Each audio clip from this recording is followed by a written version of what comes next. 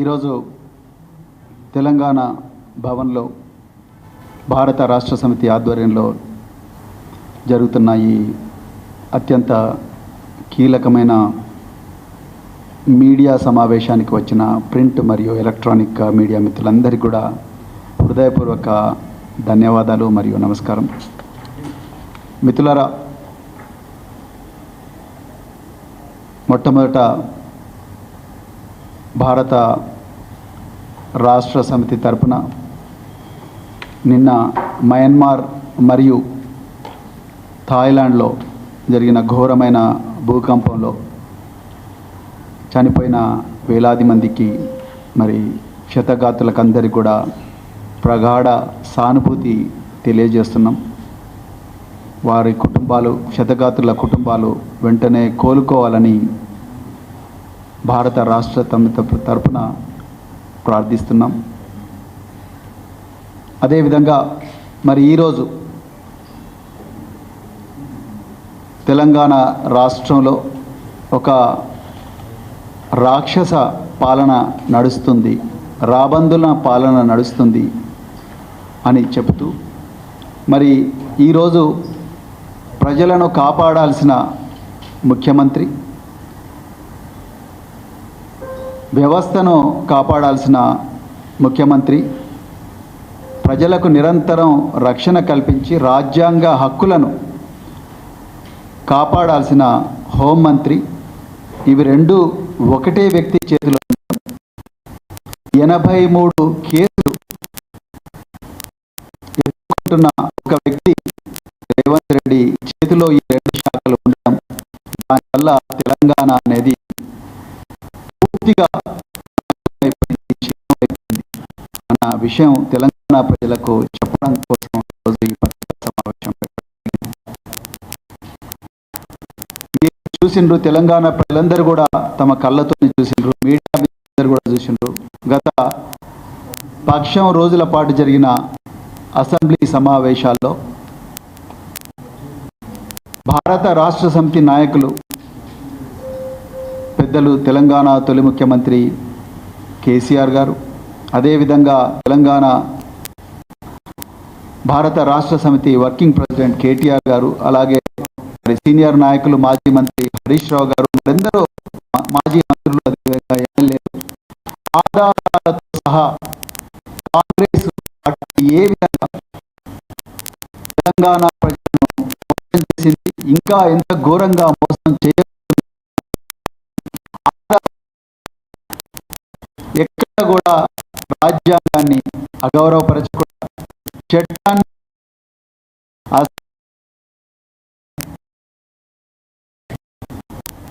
వారికి తట్టుకోలేక, వారు ప్రజల ముందర పెడుతున్న నిజాలను మరి తట్టుకోలేక, భరించలేక రేవంత్ రెడ్డి మరియు ఆయన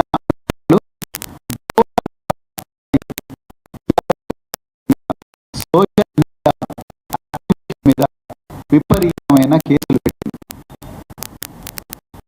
ఈ విషయం ప్రజలకు తెలియాల్సిన అవసరం ఉంది.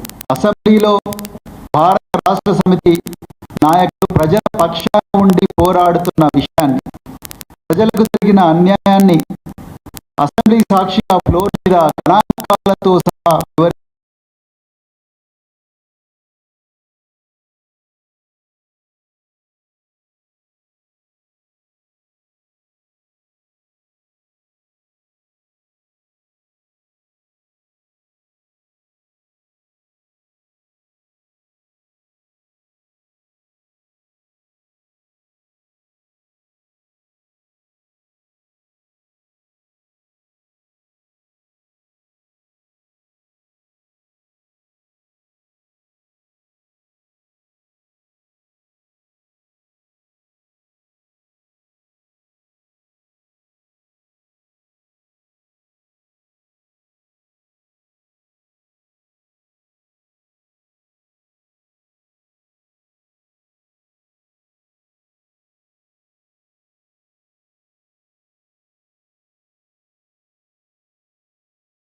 ఒక ఎఫ్ఐఆర్లో అయితే ఎంత ఘోరం అంటే, ఒక ఎఫ్ఐఆర్లో ఒక నల్లబాలు అనే ట్విట్టర్ హ్యాండిల్, ఆయన ఈ కాంగ్రెస్ అనేది రాష్ట్రానికి పట్టిన చీడ, ఈ చీడ వల్ల తెలంగాణ ప్రజలకు అన్యాయం జరుగుతూ ఉన్నది, వీళ్ళ ప్రాణాలకు ప్రమాదం వచ్చిన పరిస్థితి ఉన్నది అని చెప్పి BRS party social media handle ద్వారా వచ్చిన ఒక పోస్టును ఈయన రీట్వీట్ చేస్తాడు. రీట్వీట్ చేస్తే ఆయన మీద కేసు పెట్టిండ్రు. సెక్షన్ 67 ఐటీ యాక్ట్ పెట్టిండ్రు. అసలు సెక్షన్ 67 ఐటీ యాక్ట్ ఎప్పుడు పెట్టాలి? ఏవైనా అశ్లీలమైన విషయాలు, మహిళలను పురుషులను అగౌరవపరిచే విషయాలు, మరి ముఖ్యంగా అశ్లీలమైన విషయాలు, it clearly talks about obscenity. Any electronic material which perpetrates obscenity, which is aimed to damage the reputation of a person with the obscene material, then 67 IT Act has to be booked. అశ్లీలమైన, సభ్య సమాజం భరించలేని ఈ అశ్లీలమైన విషయాలు ఏవైతే ఉన్నాయో వాటికి సంబంధించిన section 67 IT act. ఆ సెక్షన్ 67 IT యాక్ట్ ఈరోజు బీఆర్ఎస్ నాయకుల మీద, బీఆర్ఎస్ కార్యకర్తలు ఎడాపెడే విచ్చల విడిగా పెడుతున్నారు. ఈరోజు వీళ్ళ పిచ్చి ఎంత దాకా పోయిందంటే, తెలంగాణ ప్రజలు జాగ్రత్తగా గమనించాలి.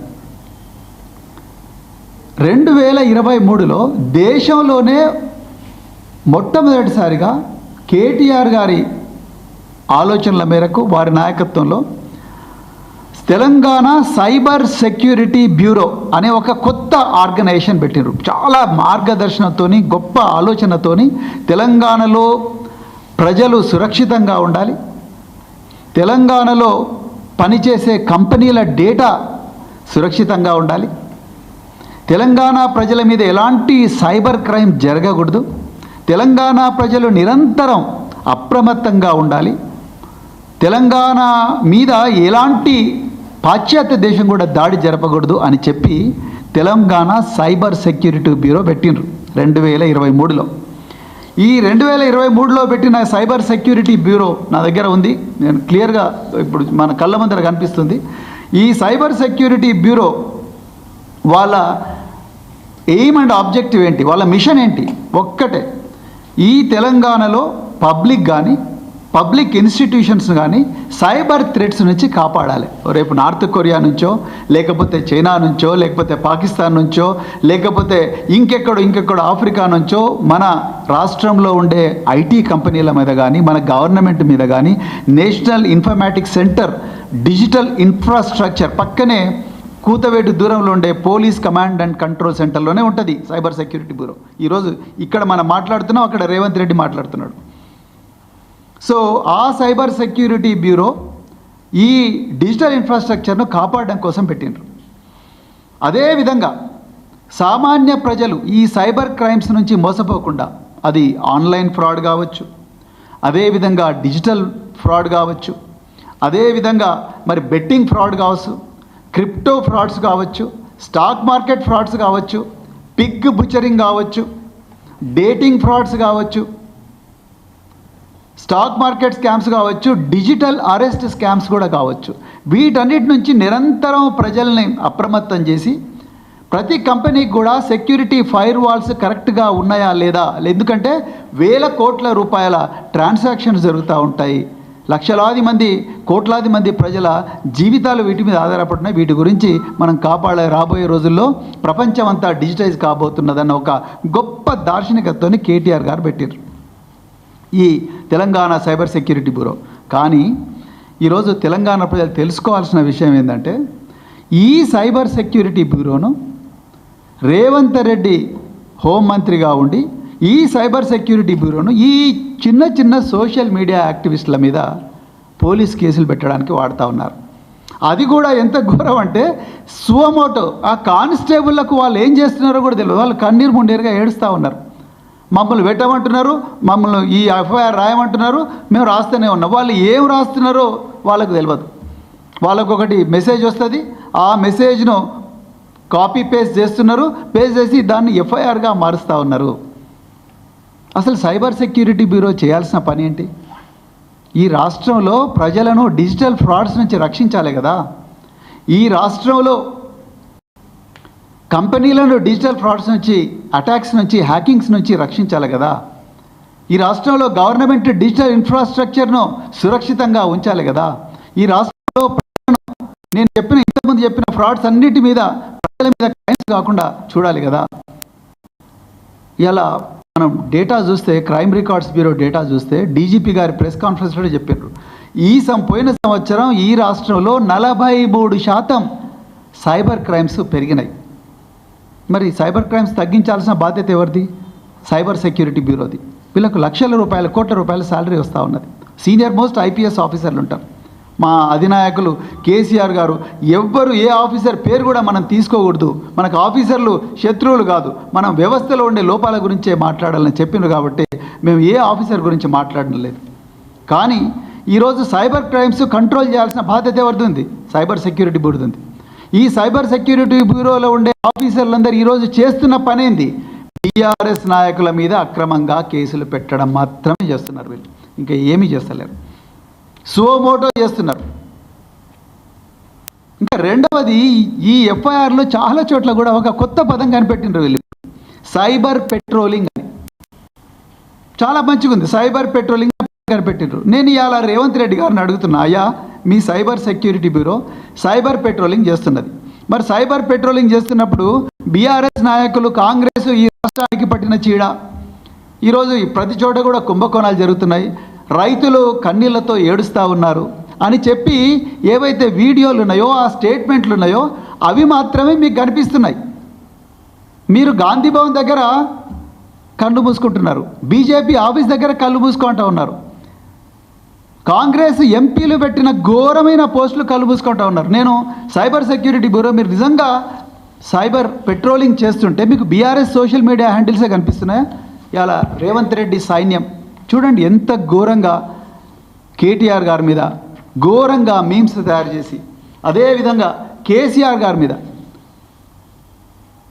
ఘోరంగా మీమ్స్ తయారు చేసి, అదేవిధంగా ఇంకా ఘోరమైన విషయాలు ఇంకా చెప్పలేము. కేటీఆర్ గారి మీద తెలంగాణ కాంగ్రెస్ ఆటో రాముడు అని చెప్పి ఒకటి, అదేవిధంగా రేవంత్ సైన్యం, అదేవిధంగా కిరణ్ కుమార్ చామల్ అయిన ఎంపీ ఎంత ఘోరమైన కామెంట్స్ చేస్తున్నారు చూడండి. అదేవిధంగా నిన్నగాక మొన్న రేవంత్ రెడ్డి గారిని, కేసీఆర్ గారిని పోలుస్తూ ఘోరంగా మనుషుల రెప్యుటేషన్ దెబ్బతీసే విధంగా తెలంగాణ కాంగ్రెస్ డైరెక్ట్గా సోషల్ మీడియా హ్యాండిల్లో చేస్తున్నది. అదేవిధంగా ఈ గౌతమ్ ఇది ఒక సోషల్ మీడియా యాక్టివిస్ట్, రైతుల బాధలన్నీ, రైతుల కష్టాలు, కన్నీళ్ళన్నీ కూడా ప్రజలకు చెప్పే ప్రయత్నం రాజ్యాంగబద్ధంగా ఆర్టికల్ 19 ఇచ్చిన హక్కులతోని ఈయన చెప్తా ఉన్నాడు. ఈయన మీద ఎంత ఘోరంగా రాస్తారు, బాలిక అత్యాచారం కేసులో కేటీఆర్ ప్రధాన అనుచరుడు, ఇదా మీరు చెప్పేది? మరి వీళ్ళ మీద ఎందుకు యాక్షన్ తీసుకోలేరు? Telangana Congress media social media activist కదా ఈయన, ఈ గౌతమ్ పోతగోని పోయి సైబర్ క్రైమ్ పోలీస్ స్టేషన్లో కేసు పెడితే కనీసం అక్నాలెడ్జ్మెంట్ కూడా ఇవ్వలేదు. Then where is your cyber policing? అదేవిధంగా మన్నే క్రిషాంక్, ఈయన మీద ఎన్నో అక్రమ కేసులు పెట్టిండ్రు. ఈయన ఉస్మానియా యూనివర్సిటీలో స్కాలర్, ఎన్నో అక్రమ కేసులు పెట్టిండ్రు. ఈయన మీద ఏమని రాసిండు? పిల్లలు ఉన్నారు కదరా బాబు, ఇంత గలీజ్ దందాలు చేస్తే బతికేందుకని వెన్నెల కిషోర్ అని చెప్పేసి అవుతానో రాసిండు. ఈయన కంప్లైంట్ చేస్తే దాని మీద కూడా కేసులు లేదు. అదేవిధంగా కేసీఆర్ గారిని తెలంగాణ రావడంలో అత్యంత కీలకమైన భూమిక పోషించి తెలంగాణకు తొలి ముఖ్యమంత్రి అయిన కేసీఆర్ గారిని ఎంతో ఘోరమైన లాంగ్వేజ్తోని ఈ కాంగ్రెస్ డైరెక్ట్గా సోషల్ మీడియా హ్యాండిల్స్లో చేస్తున్నారు. దెన్ నేను ఇవాళ సైబర్ సెక్యూరిటీ బ్యూరో అధికారులను ఓపెన్గా అడుగుతున్నా, ఎక్కడుంది ఫెయిర్నెస్? మీరు రాశారు ఇవాళ సైబర్ సెక్యూరిటీ బ్యూరో ఉన్నతాధికారి రాశారు, ఏమని రాశారు? Hour machine is to create a secure digital environment through transparent, unbiased and efficient practices supported by cutting edge technology అన్నారు. నేను అధికారులను అడుగుతా ఉన్నా, ఎక్కడుంది ట్రాన్స్పరెన్సీ? ఎక్కడ ఉంది ఇక్కడ అన్బయాస్డ్? ప్రతి క్షణం కూడా బయాసే ఉన్నది. లేకపోతే ఈ బీజేపీ సోషల్ మీడియా హ్యాండిల్స్ మీద కానీ, కాంగ్రెస్ సోషల్ మీడియా హ్యాండిల్స్ మీద కానీ, అఫీషియల్ సోషల్ మీడియా హ్యాండిల్స్ మీద కానీ ఇంతవరకు ఒక్క కేసు కూడా పెట్టలేదు కదా మీరు. మరి where is cyber patrolling? Cyber patrolling అంతా గోల్ని తెలంగాణ భవన్ మీద, తెలంగాణ భారత రాష్ట్ర సమితి కార్యకర్తల మీద. వాళ్ళు స్టేటస్ పెట్టుకుంటే మీరు పోలీసుని పిలిపిస్తున్నారు, రీట్వీట్ చేస్తే పోలీసుని పిలిపిస్తున్నారు, ఫేస్బుక్ పోస్ట్ పెట్టుకుంటే పోలీస్ స్టేషన్లకు పిలిపిస్తున్నారు. 35(3) BNSS కింద బెయిల్ ఇచ్చే అవకాశం ఉన్నా కూడా పోలీస్ స్టేషన్లో పిలిపిస్తున్నారు. రాత్రి 2 గంటలకు మేజిస్ట్రేట్ ముందర ప్రొడ్యూస్ చేస్తున్నారు, బెయిల్ ఇచ్చే అవకాశం ఉన్నప్పటికీ కూడా. మరి ఎక్కడుంది సైబర్ పెట్రోలింగ్? ఇదేనా సైబర్ పెట్రోలింగ్ అంటే? ఇదేనా ఫెయిర్నెస్ అంటే? ఇదేనా ఆర్టికల్ 14 రాజ్యాంగం ఇచ్చిన ఈక్వాలిటీ అంటే? సమానత్వ, స్వేచ్ఛ, సమన్యాయం, సౌభ్రాతృత్వం, సమానత్వం అని రాజ్యాంగ పీఠికలో ఉన్నది కదా. రాజ్యాంగం పట్టుకొని తిరుగుతున్నాడు కదా రాహుల్ గాంధీ. మరి ఏమైంది? ఎక్కడ పోయింది? అంటే ఇంత కానిస్టేబుల్తో సోమోటో మీరు ఎఫ్ఐఆర్లు చేయగలిగినప్పుడు మరి వీళ్ళ మీద కూడా Telangana Congress social media handles మీద కూడా చేయాలి కదా. ఆ గౌతమ్ పోతగోన్ అంటే ఆయన ఏం పాపం చేసిండు? డైరెక్ట్గా ఆయన మీద ఒక అమ్మాయి అత్యాచారం అని చెప్పేసి అంటా ఉన్నారు. ఆయన పోయి కంప్లైంట్ ఇస్తే నా మీద ఇంత ఘోరంగా అపవాదులు వేస్తున్నారు, కంప్లైంట్ ఇస్తే మరి తీసుకుంటలేదు. Where is a fairness? ఎక్కడుంది right to equality? Article section 173 BNSS ఏం చెప్తున్నది? Every citizen has a right to have FIR registered. Lalitha Kumari versus state of UP 2014లో గొప్ప జడ్జిమెంట్ వచ్చింది. ఏ సిటిజన్కైనా పోలీసుని పోతే ముందు ఎఫ్ఐఆర్ ఇష్యూ చేయండి, దాని తర్వాత ఇన్వెస్టిగేట్ చేయండి, తప్పని రాయండి, రైట్ అయితే మీరు అరెస్ట్ చేయండి అని చెప్పిండ్రు. మరి ఎందుకు మీరు చేయడం లేదు? అంటే ఇవన్నీ కూడా ఇందులో తెలంగాణలో ఇప్పుడు ఏం జరుగుతుందంటే రేవంత్ రెడ్డే బాధితుడు, రేవంత్ రెడ్డే ఫిర్యాదుదారు, రేవంత్ రెడ్డే పోలీస్ ఆఫీసరు, రేవంత్ రెడ్డే ఇన్వెస్టిగేటరు, రేవంత్ రెడ్డే క్లోజ్ టీమ్, రేవంత్ రెడ్డే మెజిస్ట్రేట్ అయిపోయాడు, రేవంత్ రెడ్డే జైలు వార్డెన్ అయిపోయాడు, జైలు సూపరింటెండెంట్ అయిపోయాడు, రేవంత్ రెడ్డే తలార్ అయిపోయాడు. అన్నీ ఆయనే చేస్తున్నాడు.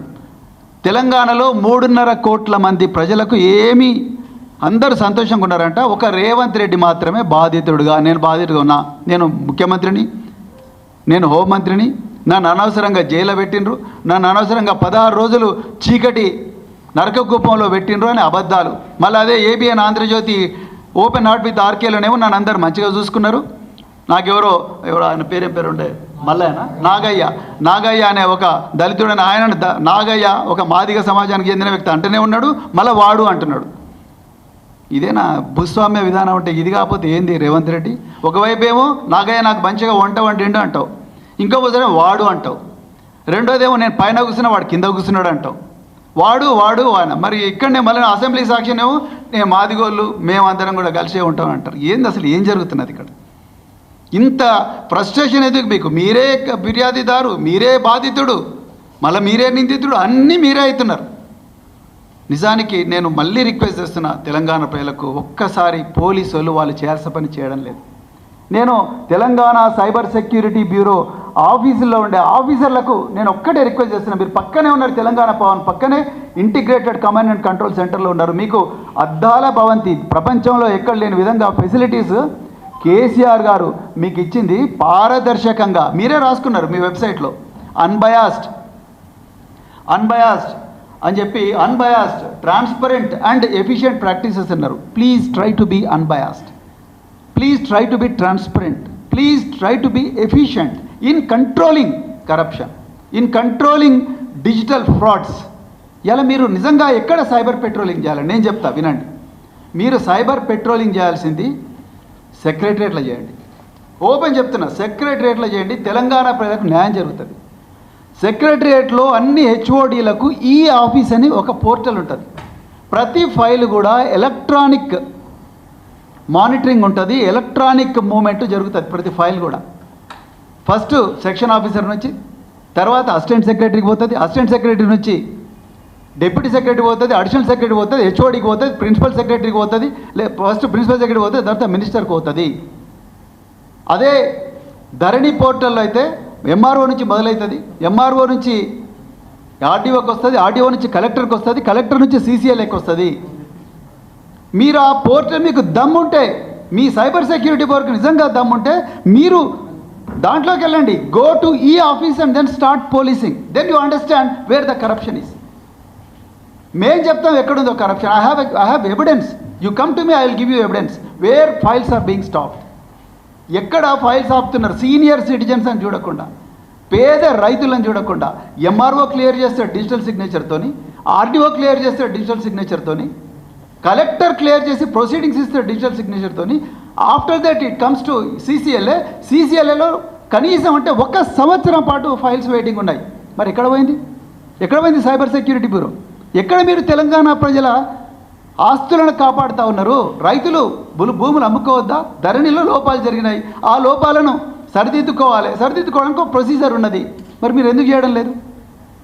అదేవిధంగా హెచ్ఎండిఏలో అందరూ రియాల్టర్లు ఏడుస్తూ ఉన్నారు. ప్రతిదీ ఎలక్ట్రానిక్. ఈ ఆఫీస్లో first case officer, section officer నుంచో క్లర్క్ నుంచో మొదలవుతుంది.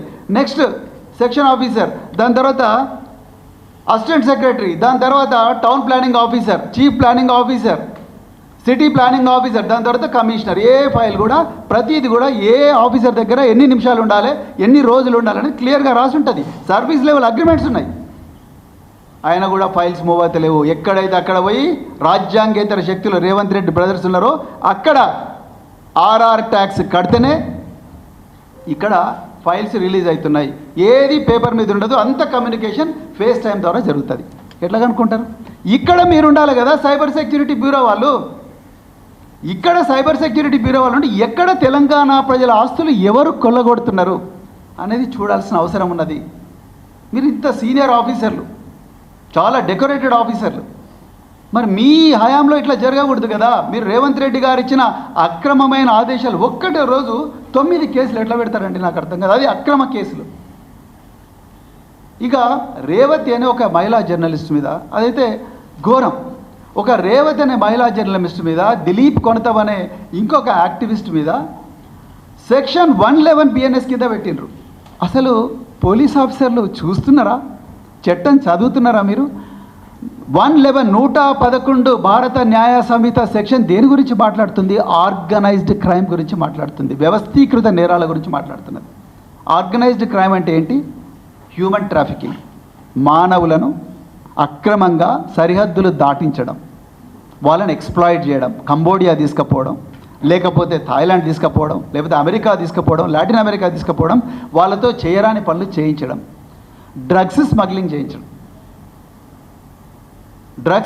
చేయించడం, ఆన్లైన్ ఫ్రాడ్స్ చేయడం, అదేవిధంగా గంజాయి స్మగ్లింగ్ చేయించడం, ఇంకా చాలా అంటే కిడ్నాపింగ్ చేయించడం, రాబరీ చేయించడం, అదేవిధంగా ల్యాండ్ గ్రాబింగ్ రెగ్యులర్గా చేయించడం, అదేవిధంగా మరి వెపన్స్ చేయడం, ప్రాస్టిట్యూషన్ నడిపించడం, ర్యాన్సమ్ కోసం డబ్బుల కోసం కిడ్నాపులు చేయడం, వేధించడం, ఇవి ఆర్గనైజ్డ్ క్రైమ్.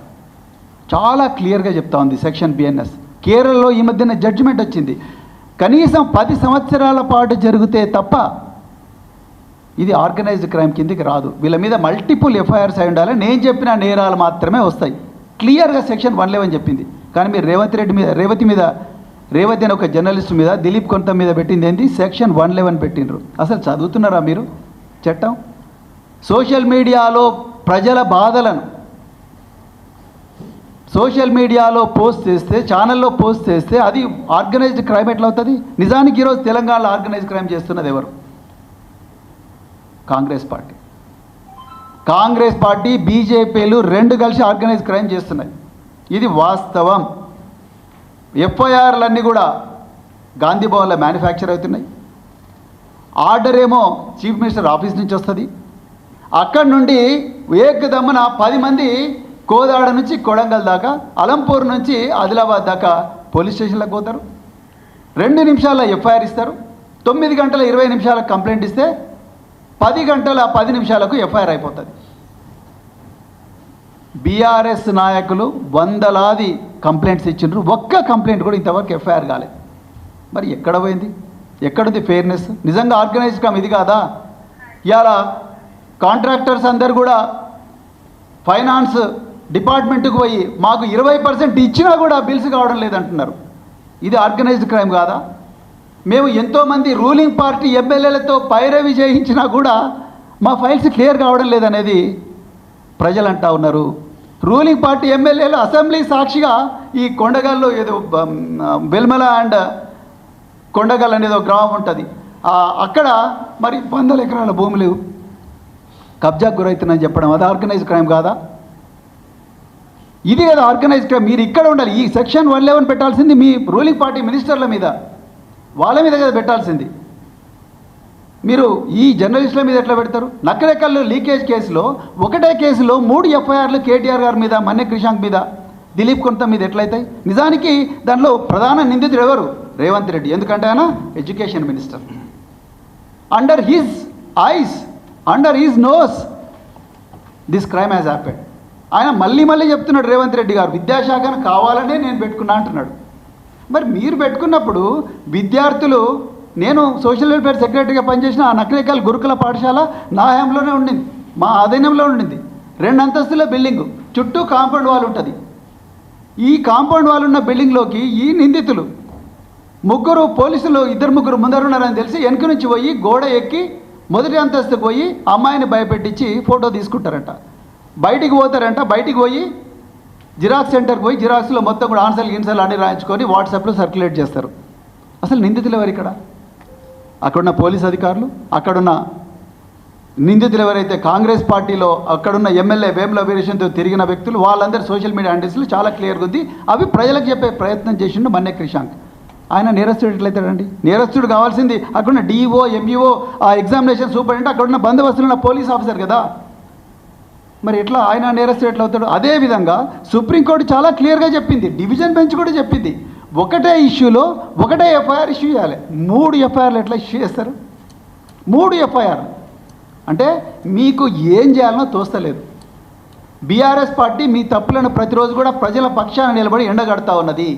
మీరు చేసే దారుణాలను, దుర్మార్గాలను ప్రజల ముందు పెడతా ఉన్నది. మీరు అవన్నీ కప్పిపుచ్చుకోవడానికి కోసం డిసెప్షన్, డైవర్షన్, పక్కదో పట్టించడం, అక్రమ కేసులు పెట్టడం, వీళ్ళందరూ ఇళ్లలకు పోయి అక్కడ చేయడం. నేను మళ్ళీ రిపీట్ చేస్తున్న, చేతులు జోడించి తెలంగాణ పోలీస్ అధికారులకు, తెలంగాణలో ఉండే అందరూ సీనియర్ ఆఫీసర్లకు, అన్ని డిపార్ట్మెంట్ సీనియర్ ఆఫీసర్లకు చెప్తాన్నా, దయచేసి ఈ అక్రమ ఆదేశాలు పాటించకండి. మీరు రాజ్యాంగబద్ధంగా నడుచుకోండి.